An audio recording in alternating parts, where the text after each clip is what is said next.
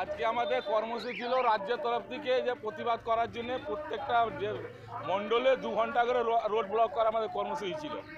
তাই আমরা দক্ষিণ হাওড়া 1 নম্বর মণ্ডল আর 2 নম্বর মণ্ডল থেকে এই শান্তা সিং মোড়ে আজকে এই আমরা প্রোগ্রাম নিয়েছিলাম। না, পুলিশ হচ্ছে না, পুলিশ একদম তৃণমূলের দলদাস হয়ে গেছে। পুলিশ যা ব্যবহার করছে এরকম নির্ব্যবহার মানে ভাবাই যায় না। পুলিশ বিজেপির লোককে দেখলে তারা চমকাচ্ছে। এই দেখতে পাচ্ছেন আপনারা চোখের সামনে এখানে যা পুলিশ যা করলো আমাদের সাথে, মানুষকে প্রতিবাদ করতে দেবে না। কোথাও আমরা বাস করেছি বলুন? এই হাওড়াতে এই আর্জিকল ঘটনার পরে কতগুলো ঘটনা হলো। এই হাওড়াতে আপনারা দেখতে পাচ্ছেন এই কদিন আগে হাওড়া হসপিটালে একটা এরকম ঘটনা ঘটলো। একটা আমরা সংখ্যালঘু বোন, তার সাথে এরম ব্যবহার করা হলো পুলিশের নাকের ডগায়। হাওড়া থানা ঢিলছোড়া দূরত্বর মধ্যে, হাওড়া থানা ঢিলছোড়া দূরত্ব মানে 50 মিটার হবে না।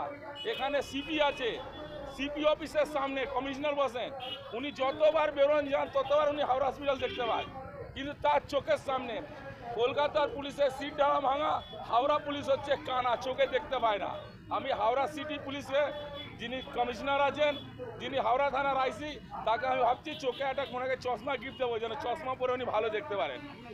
আমার নাম প্রমোদ সিং, ভারতীয় জনতা পার্টি হাওড়া জেলা সম্পাদক। 10 মিনিটের মধ্যে আমাদের রাস্তা অবরোধ তুলে দেওয়ার চেষ্টা করছে। বন্ধুগণ, এই পুলিশ যখন আরজিকর মেডিকেল কলেজে যখন গুন্ডা বাহিনীরা ঢুকলো, তখন এই পুলিশ শুট করে তাদের দেখছিল, তাদের মদত করছিল। আজকে যখন ভারতীয় জনতা পার্টি